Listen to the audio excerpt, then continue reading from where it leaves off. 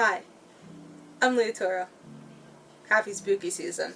If you're seeing this video on or before Halloween, depends on when I get this video out because who knows, honestly.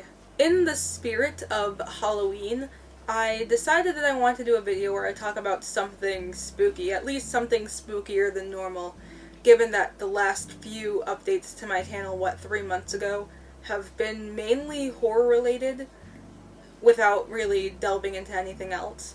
But I want to make this one special. I want to make this one a little bit spookier. And I couldn't figure out how. Back when I was originally doing this video, VHS 85, I think, had come out, and that inspired me to talk about VHS movies.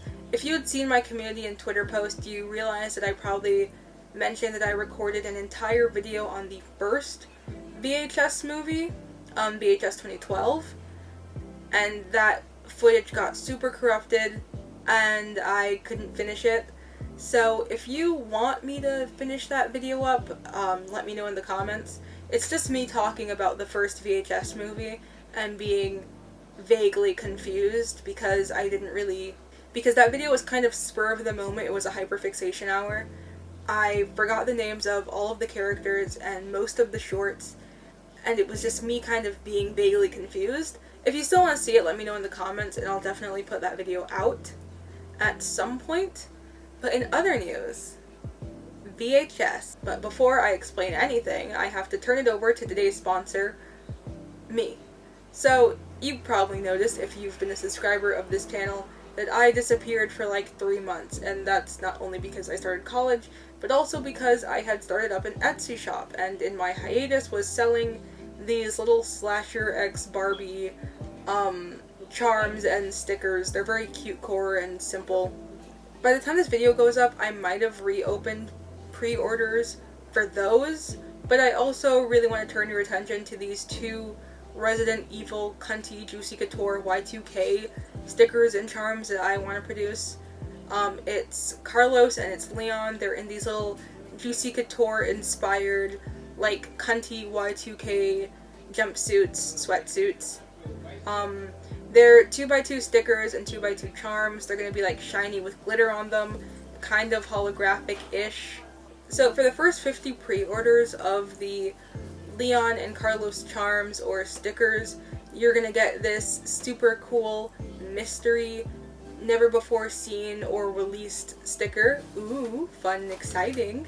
And the entire time I'll be sending out live updates about the production process, so you'll be knowing exactly what's going on with your pre-order and when it'll be happening.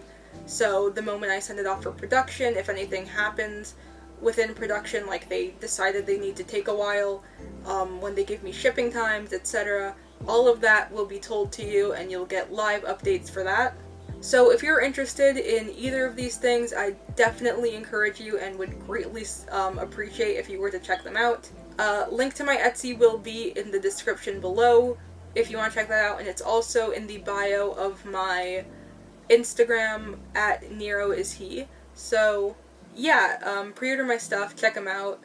Back to the video. So if you're unfamiliar with VHS, it is a series of found footage horror movies that work as a snuff-esque compilation of various horror shorts written and directed by various people. The entire series is housed on Shudder, not sponsored, the streaming platform that only houses horror content. There is about, I think, 6 or 7 VHS movies, all with varying shorts and types of horror content, as well as varying reviews, because people can't decide whether or not these movies are great or if they suck, because it's like a mishmash of various shorts. And honestly, I kind of get it.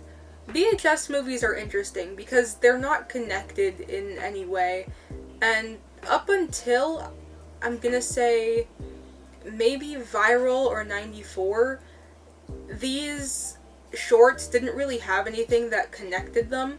They didn't have an overarching theme, nor did they have like a time frame and time era that these shorts were supposed to exist in. So everything was kind of different. It all used different mythos.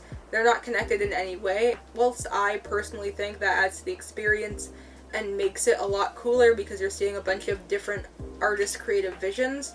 Some people find that it creates an imbalance and makes it hard to really say whether or not a film is good because there's no promise as to whether or not you'll like one of the shorts. Which is fine in my opinion, because like I said, I'm mainly in it to see all the cool concepts and all the fun things that these directors and writers do with these movies. And I had gone through all of them, and whilst I love a lot of these VHS movies and I love the shorts within them, it's hard for me to think of a movie that consistently held various shorts that I could say that I genuinely really loved until I looked at VHS 2 2013. VHS 2 is the second edition in the VHS series, and personally, my absolute favorite. I think it houses all of my favorite VHS shorts and some of the strongest in the entire series as a whole, and that's not even an exaggeration. Some of the best shorts in the VHS series are present within this, and I feel like not a lot of people talk about it because more people are focused on VHS 94 because it kind of blew up on TikTok with like the Ratman clip and stuff. But if you're talking consistent epic spooks, VHS 2013, VHS 2, that is where it's at. And so in this video, to show my appreciation for this particular VHS movie, and also in the spirit of the spooky season, I've decided that I'd go through VHS 2 and all of its shorts as a means of encouraging you to watch them. So if you can, I'd really suggest that you watch these movies yourself. They're honestly really good, and it has so much creative, there's so much talent and creative people behind it who really did. You can tell that they put their heart into all of this and that they had fun making it, and I think that's really cool. And I'm glad to see that these writers and these directors got a platform to share their creative vision. I'll put some trigger warnings up on screen for things that you can expect to be discussed and shown in these movies, and also lightly touched upon in this video to varying degrees depending on how much they're relevant to the plot. Also spoilers for all of VHS 2, I'm gonna be talking about all of the shorts, so if you really don't want any of it spoiled, not the video for you. Let's get into VHS 2, 2013.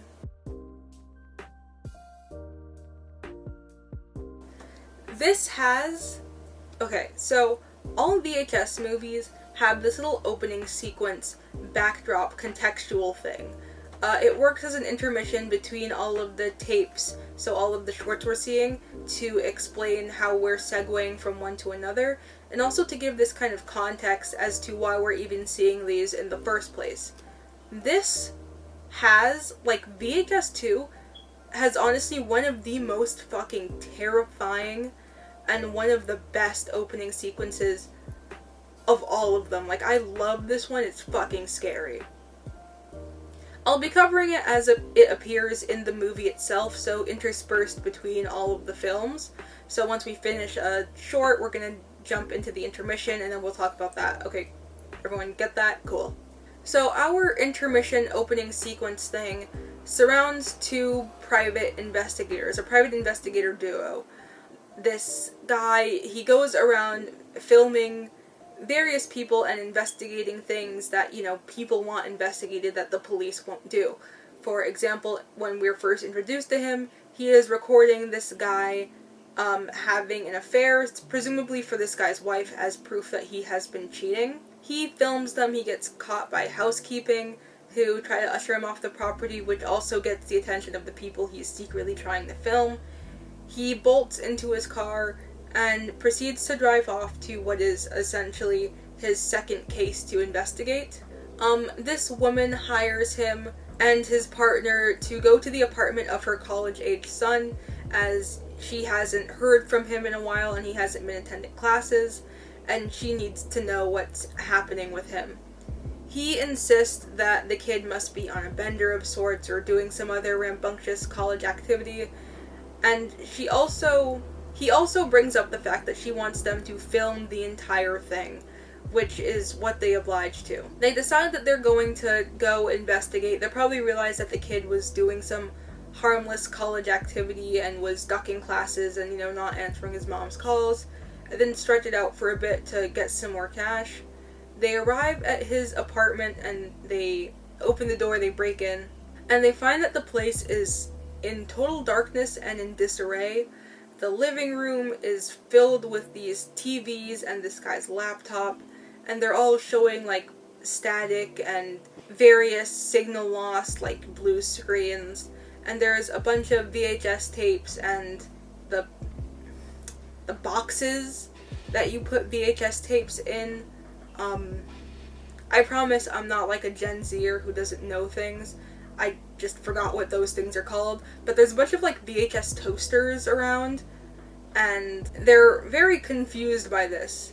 The girl sets up at the little station where the laptop is to check through, see if she can transfer his hard drive and see if there's any clues about his disappearance on that, while the guy walks through the house and does some filming of like the total state that it's in. She finds a video recorded by their client's son, which essentially explains that he is a VHS collector of sorts.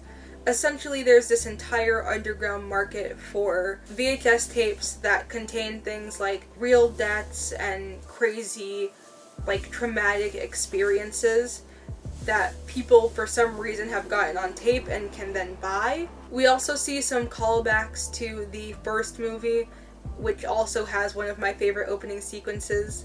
She's going through his computer trying to transfer the contents of it onto a hard drive so they can investigate that later. In the meanwhile, she takes one of the tapes and puts the VHS playing thing, and we're introduced to our first short. But in the background, in the darkness, we see the son kind of stalking around, and his jaw is gone. Also, she sets up I forgot to mention this. She also sets up a camera because, like I said, they're meant to record everything, to a kind of iconic reactionary shot. It's something within most of the movies, or it's at least within the first one, and I think it's really cool.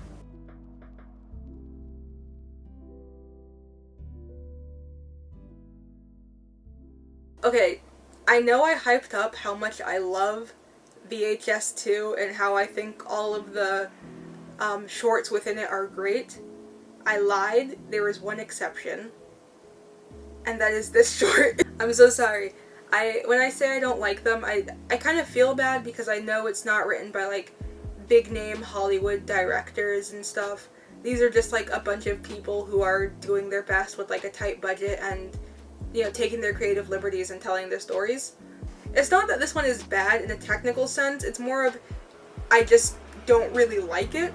So this one's called Phase 1 Clinical Trials, and because I don't really like it, I'm just kind of going to skip over it.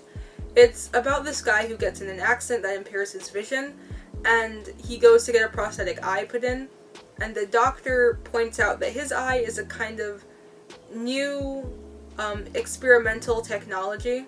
So essentially his eye kind of works as a camera, and the government is going to use it to collect data on like the functionality of the what's it called? I'm like looking at this guy to figure it out.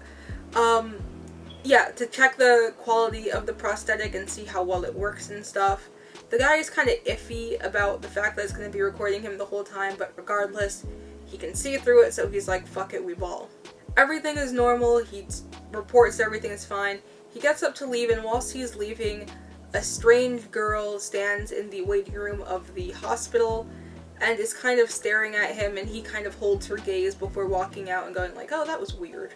For a while we get a little montage of him going about his day-to-day life. Things are seemingly very normal and fine until he realizes that he's been seeing things. In the night, he finds that he is being quite literally haunted by various ghostly figures that are popping up around his apartment, and it's freaking him the fuck out because he realizes that they can interact with him, and he hadn't noticed them before he got the prosthetic eye. So the eye kind of opens a portal that allows them to interact with him because he's acknowledging their presence. This is something that's explained the following day to him by the girl who was holding his stare in the doctor's office. because she has a hearing aid, I believe. That's also one of the experimental prosthetics. And do hearing aids count as prosthetics? I don't think they do. But she reports that she can't see them, but she can hear them, and that acknowledging their existence is what gives them power and allows them to fuck with you. So, you know, to avoid them, you kind of just have to pretend they're not there. Her creepy uncle shows up. The ghost of her creepy uncle shows up, and I think this guy's a little silly. Well, not silly, but he's silly looking just because he's standing there. Kind of like an awkward toddler. And to distract him, she, like, fucks this guy. Which, hey, I'm seeing ghosts too. I'm sorry. She fucks him, and that's enough to get them both through the night, because by the morning, he realizes that he hadn't had any spooky ghost encounters. But this is short-lived because the ghosts begin to overpower him. They drown her in this guy's pool, and he's like, ah, fuck. And they're slowly closing in on him and attacking him, and he is trying his best to get away from them. As a means of trying to kind of close the portal and the door that allows them to interact with him, he takes out his prosthetic eye and is like, this should save me, but it doesn't, and the ghosts are still able to interact with him. They make him eat his eye, they K-word him, and then he D-words, and that is the end of the short. Okay, it's not bad. It's like literally not bad. It's actually pretty good. I just wasn't too into it, honestly. Don't know why. It just never really stuck for me as much as the other ones do. But it was still pretty good. I'm trying to rush through it so I could get to the other one that I really like, which is A Ride in the Park. I fucking love A Ride in the Park. I once heard someone say that to tell whether or not a movie is good, you know, you not only think about, like, your experience watching it, like, did you enjoy it, was it fun, but also how much it sticks with you after you watched it. I originally watched this short in 2020. It's been 3 years, and I think about it, like, I'm not even joking, almost every fucking day. Not really because it was so scary that I just could never stop thinking about it, but more so, it's like such a cool premise in my opinion. You're gonna realize a trend here. I don't really measure them by how scared I was whilst watching them, and more so just how insane of a viewing experience it managed to give me. A Ride in the Park, genuinely so good. So it opens with this guy. He has a GoPro and he has a BMX bike, and he likes riding through like a trail in the woods and filming himself doing such to, you know, dubstep, which is so cool and 2013 of him. Whilst he's on one of his rides, he comes across a woman who is crying and screaming and seemingly injured. He stops to go and aid her. He's like, hey, what's wrong? She's talking about how her husband was attacked and is like seriously like injured and needs help. He's confused, trying to figure out what to do, and is trying to help her while she's trying to redirect him to her husband. In the midst of this, she throws up super hard and then passes out, and the guy wearing the GoPro, our main character, I think his name is Mike. Mike begins freaking out really hard. Once again, I'm unfamiliar with names of characters. I'm bad with names, so that's probably not it, but work with me here. Mike starts freaking out, and before he can really do anything, the woman suddenly springs back to life and attacks him because she is now a zombie. He gets fucked up by a herd of zombies, actually, and we expect him to, you kind of expect him to, like, escape, and the entire short to be him trying to run away from zombies, but no, he is immediately turned into a zombie. He goes limping through the forest, he attacks another random couple that he comes across, and you kind of just watch as he stalks around and does things like try and find food, and it also explores this part of zombieism that I always thought was weird, which was, like, the line between a zombie eating a person and turning a person into a zombie. This movie kind of goes like, you can be eaten by a zombie and turned into a zombie, and also zombies can't eat themselves because I guess they're attracted to the life within living people. So when you're the undead, you don't really have that and you kind of just taste bad. So you see him stalk around and you realize that him and another herd of zombies are slowly enclosing on this celebration that's happening in like a cabinish area near the woods. I believe it's a birthday party. So they're all coming in, stalking on this birthday party barbecue, and you can see all the living people freaking out and trying to get away from the zombie. Meanwhile, Mike, our main zombie guy, is running and chasing after. And I think it's really cool, not only seeing it from a zombie's perspective, but also just the way that they continue to give Mike a character from this moment.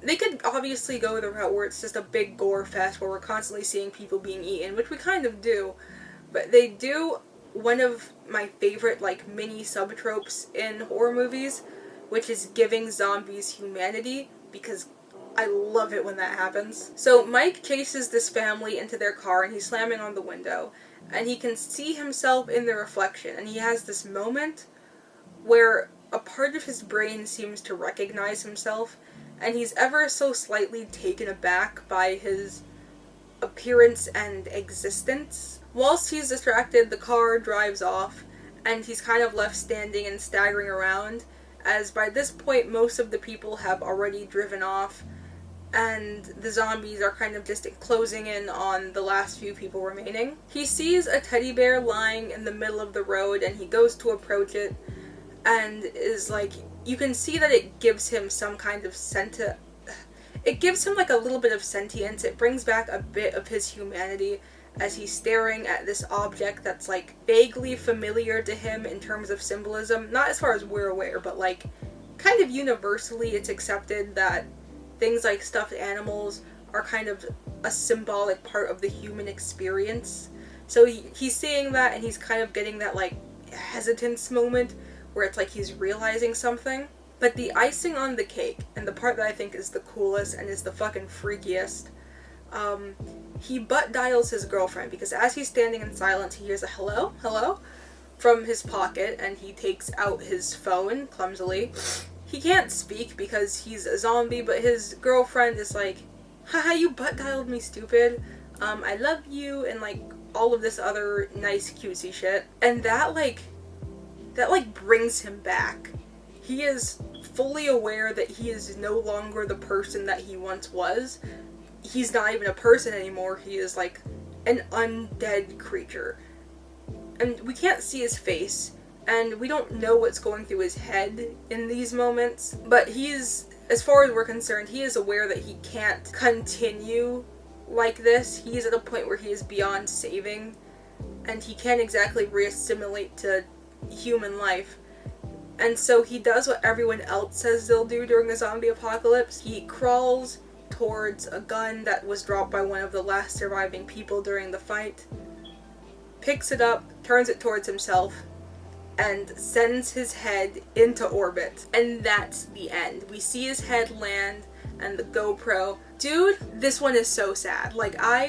This one's so fucking good.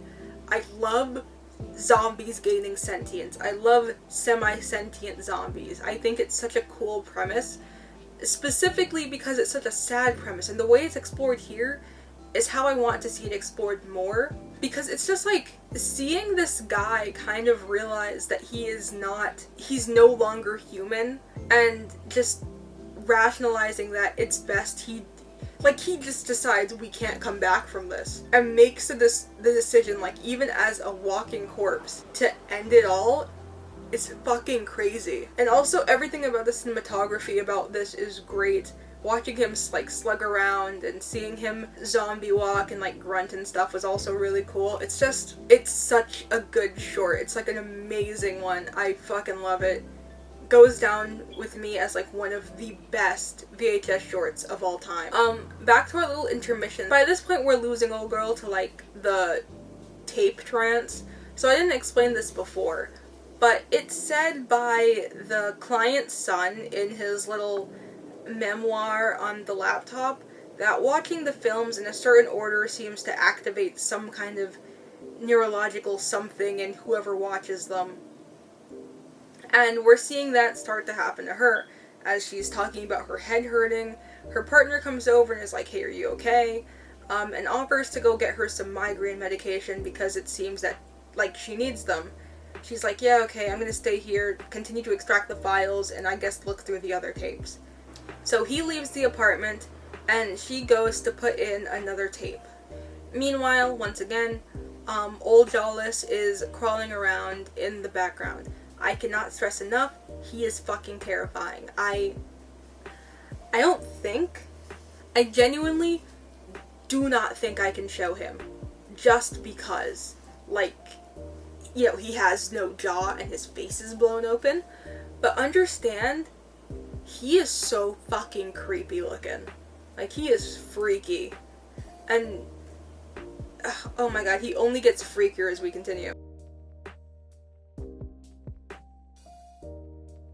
This is one of the best VHS shorts ever. This is a fucking banger of a banger. My mom also really likes horror movies. She's a big horror buff.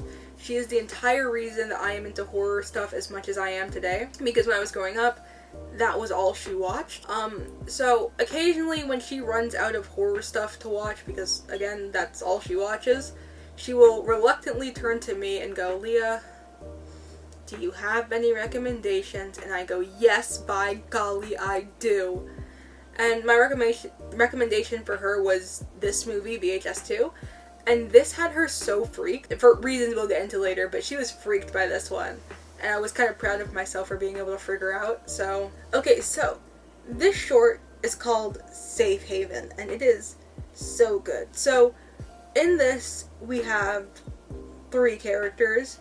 We have multiple characters, but our main characters whose perspective we're following throughout this short are, I'm trying to like make sure this is the right hair that's supposed to be down, because it'd be pissing me off if it isn't, and I have to edit it and stare at it the whole time.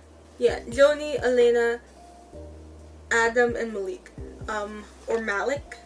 I'm sorry if I'm like actually pronouncing that incorrectly. Okay, so the 3 are reporters at some kind of independent news organization. And in the area that they are in, there is a controversial family, which is essentially just a cult living among them, that the media and the locals all refer to as like genuinely evil and do not approve of. And they also don't seem to allow a lot of people to interview them, which is why our cast of characters is so interested in trying to get into Father Freak's compound, because he wants to put them in the news and, you know, use this for their story, try and get themselves out there, etc., etc. There's like so much content in this one, it's actually kind of crazy, because all of these shorts aren't particularly long. They don't feel particularly long, at least. And there's only so much content and context for a story that you can fit into like the time frame that each one has. And for this one to be able to build up the world and the lore so much and so well is genuinely astounding, and I absolutely love it, especially after A Ride in the Park, which whilst I say is really good because it is, it's also very simplistic, at least in terms of story and world building. This one is fucking crazy. It's like so much content, but it doesn't feel like you're being force-fed it or that it's being rushed. It feels like you've just watched a full-length movie. So fucking good. But essentially, they end up getting an interview and being allowed onto the grounds of the compound that Father Freak's cult lives in. Oh, I should also mention that even though the character's name is, this character, her name is Elena. Her name is Elena, but throughout the movie they call her Elena, so that's what I'll be calling her throughout this video, just because that's what they call her. So at first they walk in and they're greeted by a young girl, probably 13, 14, and then also an older woman, both who live on the compound and are followers of Father. It's hinted at because a big part of the controversy with this cult, as is most, is talks of child abuse and like just general abuse of children within the compound by the cult leader, and this is no different, as immediately the girl goes to very casually, like she's not fully aware of the severity of the issue, mention that she is being abused or that she has been abused by Father Freak, and she's quickly silenced by the older woman, and everyone kind of looks at each other like, oh. But regardless, they're allowed into the compound. They do a cutesy little walk-around tour of, like, the general hall area before going up to Father Freak's office, where they mic him up with the intentions of, doing an interview, asking some questions for their segment, etc. Like, almost as soon as it begins, Lena begins getting pretty sick. She's, like, gagging and dry heaving and stuff every so often, and it's, interrupting the segment because they're all in, like, a small room. They all can hear it. They ask if she's okay, and she excuses herself in the hallway, saying that she needs to find a bathroom. She has an upset stomach. Meanwhile, Adam is like, I'll go, check on her and see if she's okay. And so he runs out to go after her, leaving Malik and Joni. Joni is so fine, by the way, and so is Elena. Like, they're both so fine. Sorry.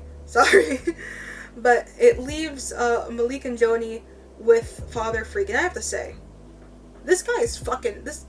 There is something I've realized. When people get, like, older people to act in horror movies specifically, especially as the antagonist, they usually eat so fucking hard. Like, The Taking of Deborah Logan, that actress, she fucking devoured that role. She played it so well, and the same goes for this guy. He did this role amazingly. His presence genuinely unnerved me the entire movie. The way that his character is just so... Oh, he's so, like, spooky and creepy, and you don't like his presence. You constantly feel like he's gonna do something fucking crazy. This guy fucking amazing job, this one. Everyone, honestly, did an amazing job in this one. But it's this guy specifically that I'm just like, big props to him. Meanwhile, we're in the interview room. So Malik is interviewing Father Freak, and Joni is the cameraman. Speaking of cameraman, my camera's about to fucking die, which is lovely. So Malik started asking the hard-hitting questions, specifically about the abuse in the church and how the father is abusive, which, he denies, and it immediately gets heated, which is great. And then, in the midst of this, Joni's like, the camera is dying, so is mine, bitch. And he's like, you're fucking kidding. And Joni's like, yeah, it's dying. So Malik is like, okay, I'll go and grab the spare battery from the car and cut back. You stay here with the father. And Joni's like, what, man? Ugh, whatever. So they're sitting there, it's mad fucking awkward. Malik goes to the car, and in the car, by the way, everyone there is mic'd up and cammed up. And in the car is like a little TV thing, where you can see everyone's cameras and everyone's mic and, like, hear them and stuff. Like a feedback checker, essentially. And he sees that Adam and Elena are talking to one another, and that they're kind of having, like, a serious conversation because Elena looks upset. So he puts on the headphones, real nosy style, and is listening to them talk. The gist of their conversation is basically that, despite the fact that Lena is Malik's fiance and Adam is Malik's best friend, Lena and Adam, they're like, why are you scissoring? What the fuck? They're like, and it's said that she's, like, pregnant with his child. And Adam's like, nuh-uh. And Lena's like, the fuck you mean, nuh-uh? I haven't, like, had sex with my fiance in a while. So there's no doubt about it. And he's like, you should abort that baby. And Lena's like, how dare you? And it's like, it's clear that she doesn't want to, but he is insisting that it's, like, the thing that they have to do if they don't want to have to, like, break the news to Malik, which... Oopsies. They also realize, like, Adam randomly realizes that they're having this conversation on camera, and it's entirely possible that Malik could see this, so they immediately cover their cameras and mics, and leaves Malik to kind of stand there like... So Lena storms away in anger, still trying to find the bathroom. She wanders into a classroom and is, like, looking at the drawings that the kids, because there's kids there, are making, commenting on them, and is also just trying to find a bathroom, wondering where people are, etc. She goes to leave, and suddenly the doorway is filled by the older woman from earlier and another girl. I think it's the same girl from earlier too. And they're slowly approaching her, and they're just like, I know you're pregnant. You will give birth to the Antichrist. And Lena's like, excuse me? And so they grab her. By the way, spooky ass scene. The way that, like, the camera fucked up. The way they're all screaming and the faces of these girls while they're screaming. Oh my god, they did not need to go that fucking hard, but they're genuinely horrifying. Yeah, so Joni and Father Freak are still sitting in the office, real awkward style, and suddenly Father is like, it's time for all of us to kill ourselves. It's like, we should all kill ourselves. And Joni's like, what? And then Father Freak kills Joni. Yeah, so Father Freak kills Joni, and looks real creepy while doing it. Can't show it, but no, he's real creepy while he's doing it. I can't show a lot of this movie, actually. Also, at some point during this, Adam ends up in the basement area, where he sees that there is a woman, like, tied to a chair table thing, in, like, a delivery position, and it didn't work, and she's kind of just laying there, and he's freaked the fuck out. And I think she starts screaming, maybe, question mark? Everybody's killing themselves. Malik realizes that Lena's in danger, runs back inside, Joni is dead, and Adam is kind of running around. Also, the scenes of, like, their cameras, whilst everyone is just, like, offing themselves, is crazy. There's also a scene where one of the people who are offing themselves bumps into Adam and is like, it's been an honor to meet you, sir, and then he dies, which, at first, I was like, oh, it's weird that he was so polite before dying, but then, like, as the movie comes to an end, you're like, because, well, not really as it comes to an end, the moment you remember that he is the father of Lena's child, you're just like, and that this baby is, like, the Antichrist and important, you're kind of just like, oh, he's being, like, regarded as, like a very important person. He's, like, VIP in this cult. VIP in this bish. At some point, Malik is taken and executed, because there's these guys kind of going around, and anyone who's trying to get away from the compound without, like, yeah, they're just being killed. And so Malik is one of those people. He's being executed. He insists that Adam needs to go and save Lena. He doesn't even care. And Adam is like, no! And then they kill him. So Adam goes running for Lena. Meanwhile, she is in the basement. Once again, these girls are fucking freaky. Father is fucking freaky. Everyone here is scary. They did such a good job at being scary. I kind of wish they did a worse job. Adam is slowly trailing behind them. He's, like, kind of behind the wall, trying to keep up. Skipping ahead a bit, Lena is strapped to a table and gives birth to this incredibly giant, scary fucking demon thing. And Adam is like, okay, there's no saving this bitch. I gotta bail. He runs back upstairs only to realize that everyone who was once dead is now a zombie and is coming after him, and he now has to end all of the zombos, which he does. Zombie, Malik comes for him and he's like, no! And then he kills him. He makes his way to the car, and he's driving off. Meanwhile, this entire time he's being trailed by this giant goat demon winged thing. It's fucking freaky. And he thinks he's in the clear once he's driving away, like back towards town, only for the car to be smashed off the road, presumably by the giant demon goat baby thing. Our closing scene for this movie is one of the best and most terrifying, like, it's so bad, in a good way. So, Adam is kind of crawling out of the car. He's, like, bloody, his snot's running out of his nose and stuff. Meanwhile, above him is the giant, like, winged goat demon baby thing. And the demon baby goat thing is like, Papa. and Adam begins, like, crying, laughing hysterically, and it's such a disturbing scene, and then that's where the movie ends. Fucking genius, I tell you, genius. This shit was fucking scrumptious. Sorry. I love this one so much. First off, cults in fictional media, like, cults are something that I never really see portrayed in a way that's accurate to what cults are and what they do and, like, the dangers of cults. And I know this movie is fictitious and that, you know, it ends with a giant demon goat baby thing, but its dedication to making these guys not just, like, oh, creepy Satan worshippers or something, like, giving them, like, real substance of creepiness and actual, like, things that happen in real cults, which, okay, this is gonna sound fucked up, and I hope you understand what I mean.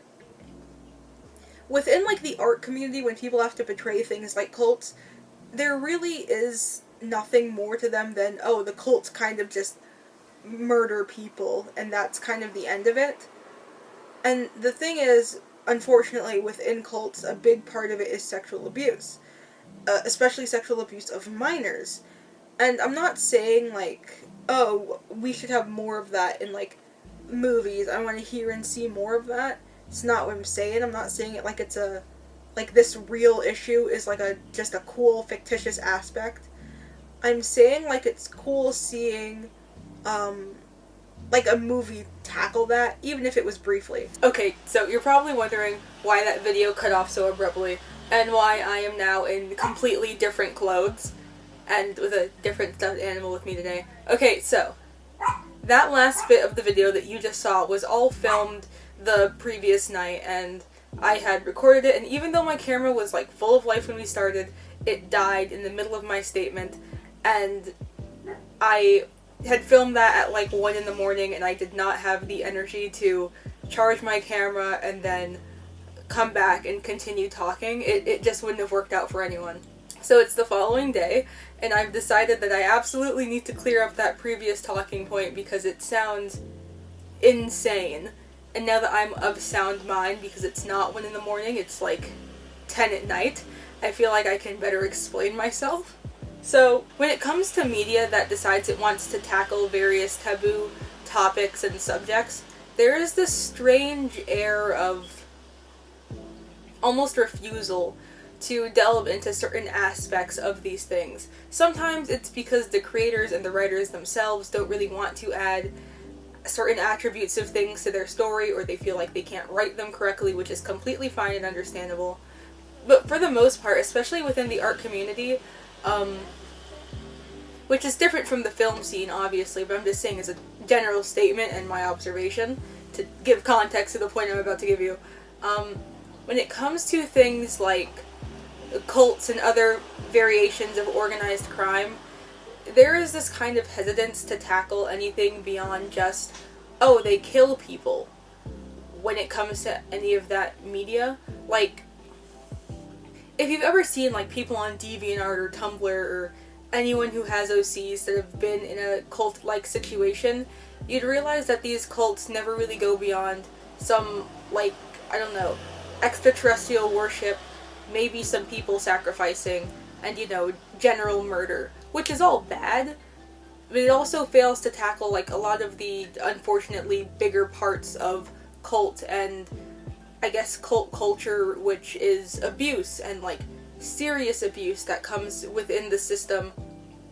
And I'm not saying this in the sense that I see the topic of, like, abuse within situations like cults as nothing more than like a fictitious plot point that serves to make me go, oh my god, that's so scary, and not like a very real issue within the community of cults and like a straight up tragedy within them.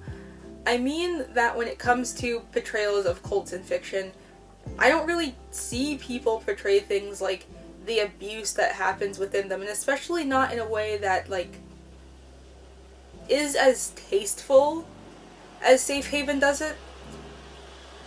I'm sure it's not the best cult representation, And, you know, like I said, its main antagonist is a giant goat demon baby thing. So it's not exactly aiming for realism, but I just think it's really cool how they were able to mention, like, one of the more subtly scary aspects of cults for this story, and integrate it well, to the point where it didn't feel like they were throwing in something for shock value, or throwing it in just to make you go, oh my god, and then, like, never have it matter. They managed to tie in the fact that children are present within the compound.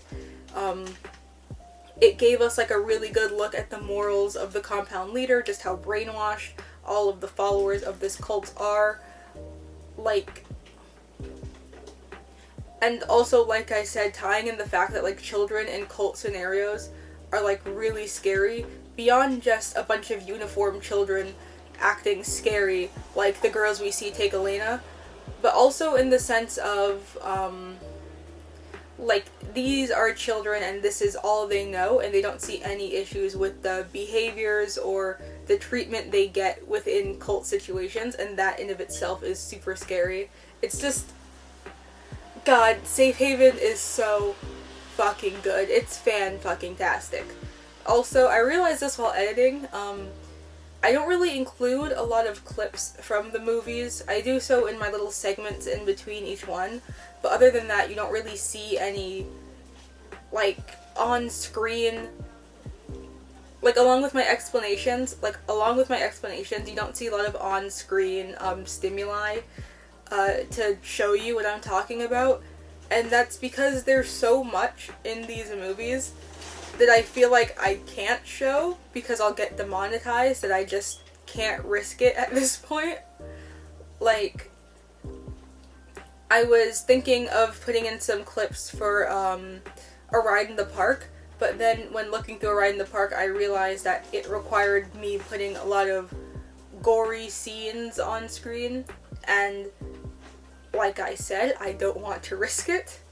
And the same goes for, like, every other one. The thing that I want to show you is surrounded by some kind of gore or nudity or other thing that I can't show.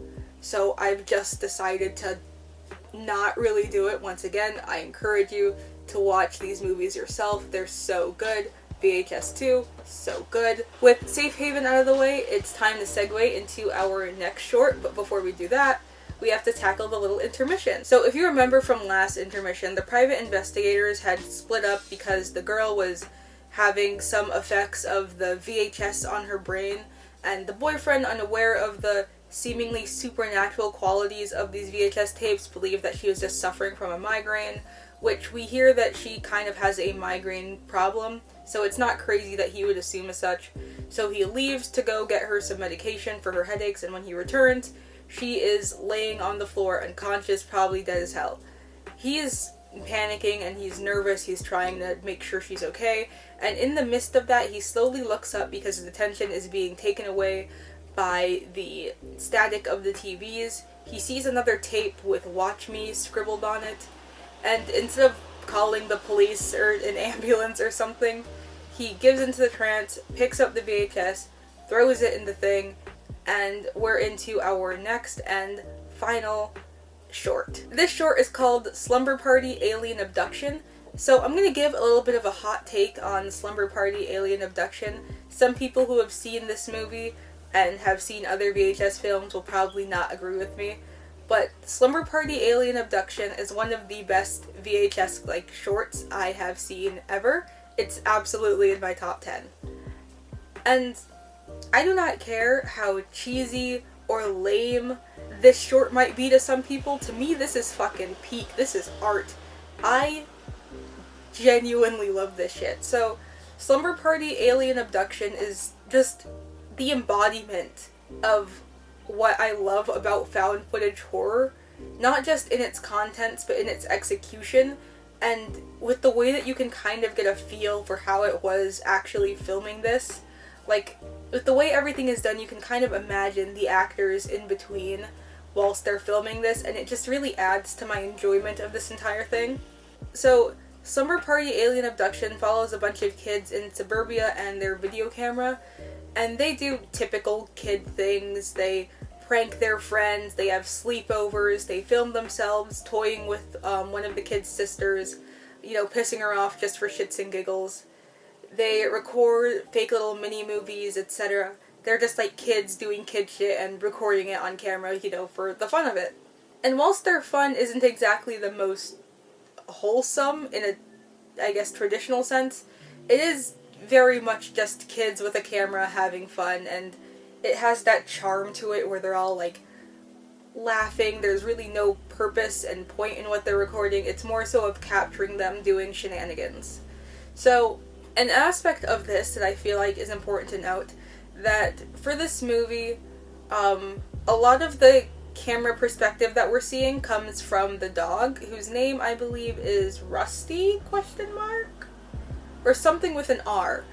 Well, we open to, and it's not really the opening, but it's more so the introduction to the actual plot and contents of this short. These kids are recording a robot monster movie and have the camera strapped to the dog, which is where this camera will be for the, like, entirety of this movie. The parents are leaving, going out of town, so it'll just be the kids and the older sister alone in the house for, I think, like a day or two, maybe just for the night. So the kids decide to have a sleepover. The older sister has her boyfriend over, and the other kids are kind of just chilling out, having a slumber party, you know, poking fun at each other, doing all that kiddie stuff. So, not gonna lie, don't exactly remember what happened to, like, in between the start of the sleepover and the aliens coming in, but just know that for some reason everybody is downstairs in the living room, and suddenly the house shakes and this big blaring noise plays and everyone is shook by it. There's this moment where they're all confused and the lights go out, and the older sister's boyfriend goes out to get the family's gun to defend them against what they see as home invaders lurking around the property, which doesn't work because the home invaders are planet invaders and they're fucking aliens. I just want to say, as much as I love the charm of this movie, and I feel like a big amount of the charm comes from, like, just, I can't explain it, but it feels very homemade, which obviously it is, but it has this distinct homemade quality of all of these guys working together to tell some spooky alien story, and getting someone they know to wear these very goofy alien costumes. And I can't help but, for a moment when I originally saw them, it kind of took me out of the whole thing. I wasn't able to be scared because I was too focused on the fact that these aliens look really funny. It's very much just someone in a white suit with, like, some stuff on the face. It looks like the human being, the mascot from Community. It's kind of funny. The aliens look kind of funny, but I don't know, for some reason it stopped taking me out of the experience and more so, like, adding to the charm and why I can't help but love this movie. And it also helps that the aliens' presence are always accompanied by this flash of light and this incredibly loud sound that kind of disorients everyone present. It disorients the viewer, and we see, like, the silhouette of the aliens lurking around and getting closer, which I feel really makes up for their goofiness just by giving them such a terrifying and iconic entrance every single time they appear on screen. So the aliens take one of the kids, Gary, and the dog, the dog's name is Tank. I got it. I fucking got it. The dog's name is Tank. Not Rusty, but in my defense, those are both very generic dog names.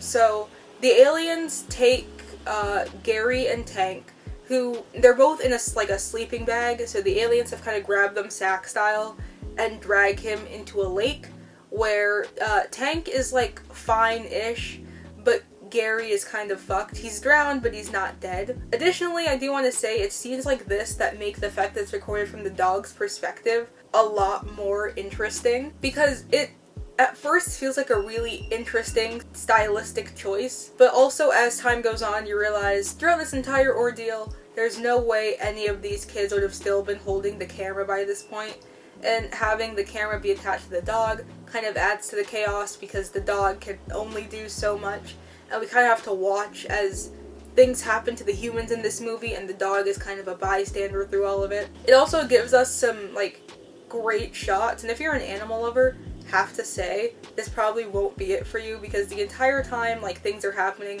you can hear the dog kind of, like, whining and dog crying, whimpering. The word was whimpering. As things happen and as they're put into more perilous situations. It's such a good movie. It's such a good watch. But anyway, yeah. The older sister jumps in to save Gary and gets the dog out of the water as well, and begin resuscitating him, trying to get him up whilst they're on the dock. Meanwhile, the aliens have reappeared and are slowly closing in, and Gary wakes up with like a start. He's not dead, but he has no time to really gather his bearings, as immediately he's like pushed to his feet and they're forced to run through the woods to get away from the aliens.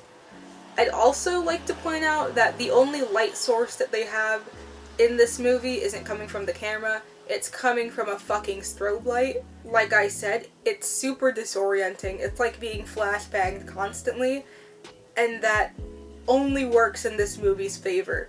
You get little flashes of the aliens and the faces of the kids as they're in peril and trying to escape. Additionally, you also have this, it like adds to the urgency of all the scenes, as you're kind of just like, you can't help but be overwhelmed and confused and hit with that sense of, I don't really know what's going on, but I know we have to be not here, that I really love. So after saving Gary and Tank's life, the group run into the woods to hide from their abductors, who are then stalking through the woods, and they're also trying to get the dog to not make any noise as to avoid the aliens being aware of their presence. This movie is so fucking high stakes for no reason, it's stressful. But they're attempting to hide from the aliens, and whilst they're running away, they hear and see the sound of sirens and the police on the horizon, just like over, they're in like a slope ditch kind of, and the police and the sounds of the police are coming from over the tree line, which is on the flat surface that they are not on. And they have that moment of hope where they're like, the police are here, we're saved, and then they slowly hike their way up, and surprise, it's not the police, it's somehow worse than the police, it's aliens who were faking it and have now got them in their grasp.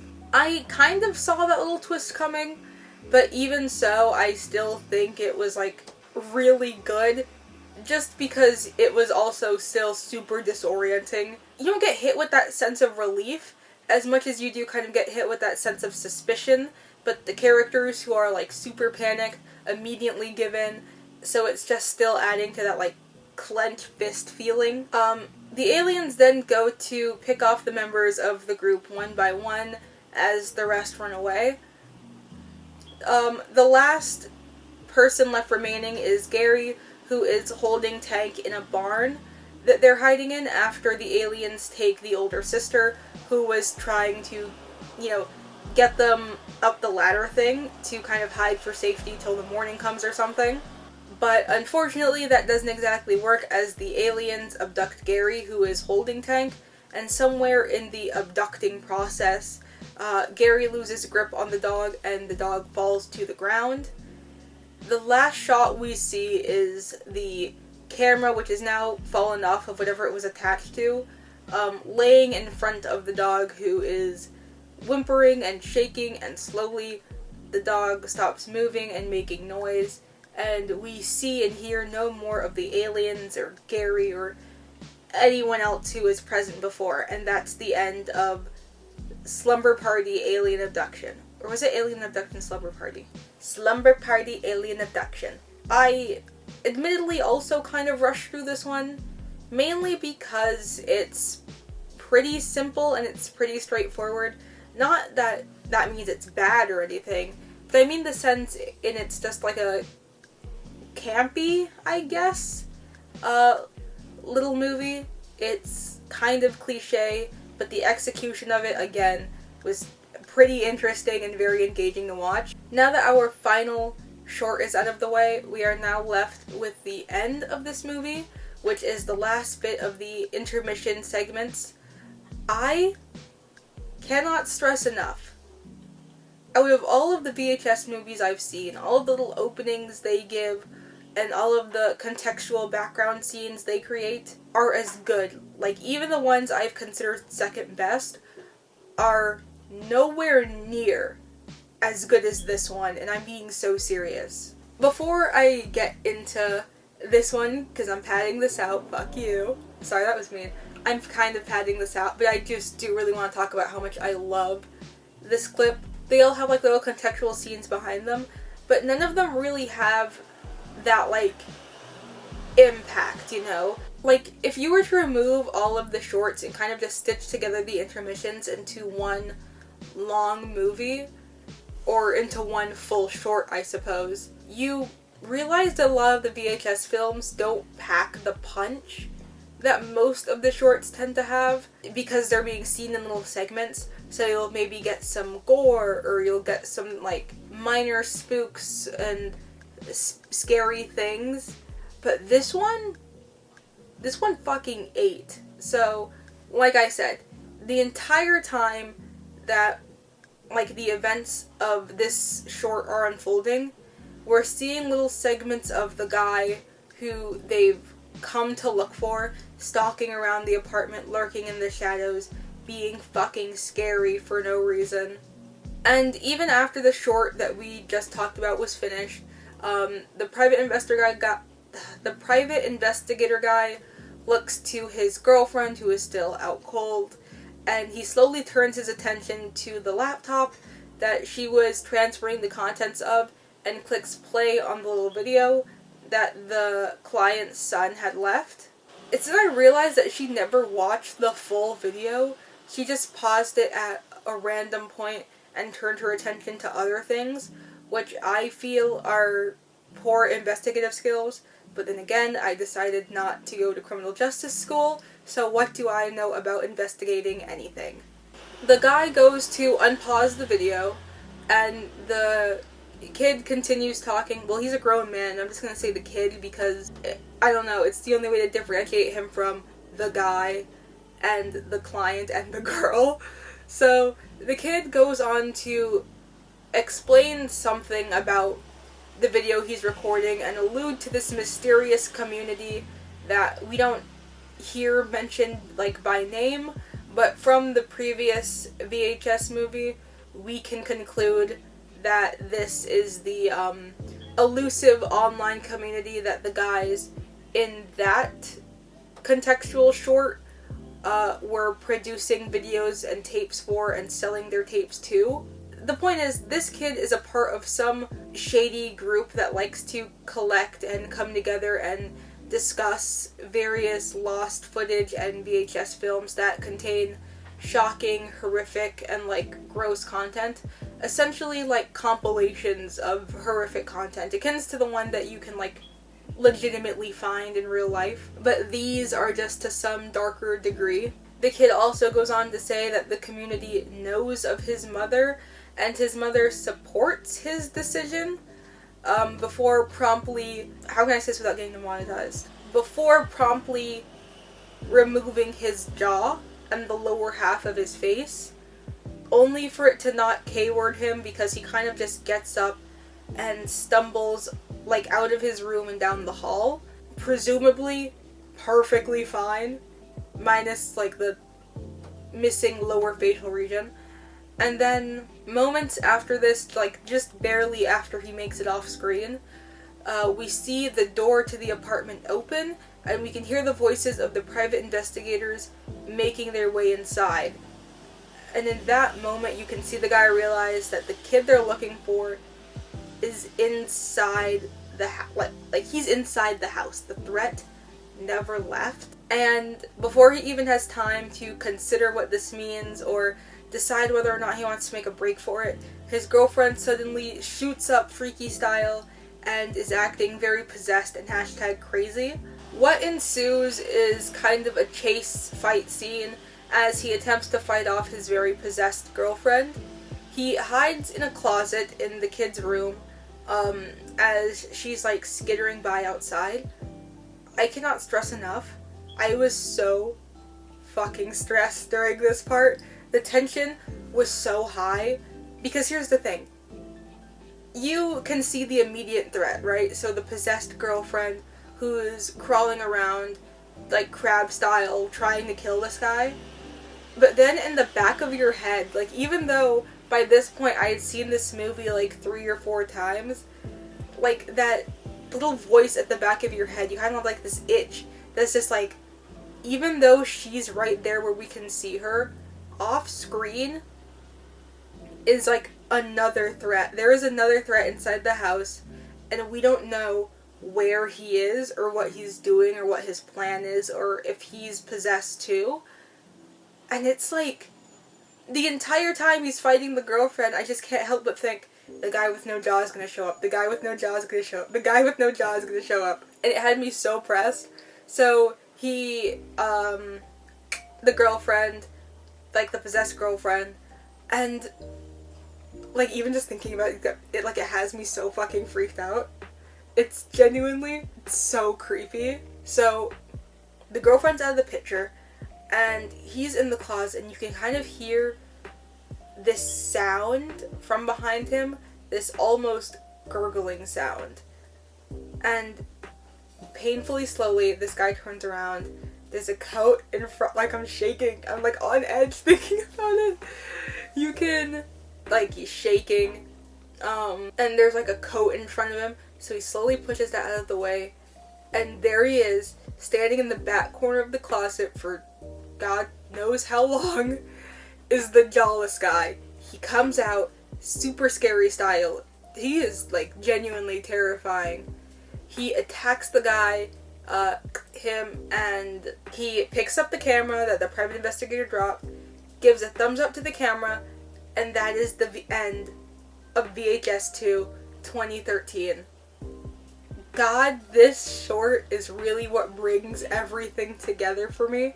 It's the cherry at the top of my tall ass sundae, okay? It is magnificent. So the entire thing that it was building up to was essentially that, like I said, the guy is a part of this underground ring where people trade and swap various snuff film-esque compilations. And he decided that he wanted to make his own tape to add to the list of cursed compilations. And this was his entry, getting the private investigator girlfriend to watch the clips in the order that would mess with her mental before being scary, stalking the guy, and ending him on camera. It is genuinely so good. For some reason, the little thumbs up at the end is really what does it for me.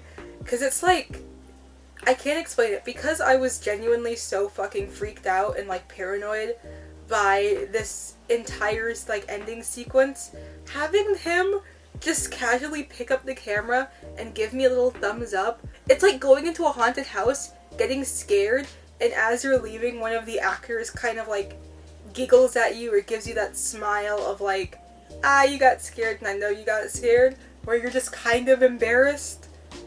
And that's exactly how I feel. It is genuinely, oh, it's so good. This ending sequence is so fucking good. It is an amazing ending to this movie. It is wonderful. So, that is it for this video. I hopefully will have this up before Halloween. So, Monday, probably. If you like this video, subscribe, print this video out and eat it, put it in a blender and drink it, share it to every single one of your family members by copying and pasting the link, printing it out, putting it in an envelope, and personally mailing it to all of their houses. Hello, Nana. Go ahead. Finish? Yeah, basically. Alright, and then she just opens the door and walks away. I still don't have an outro, so bye!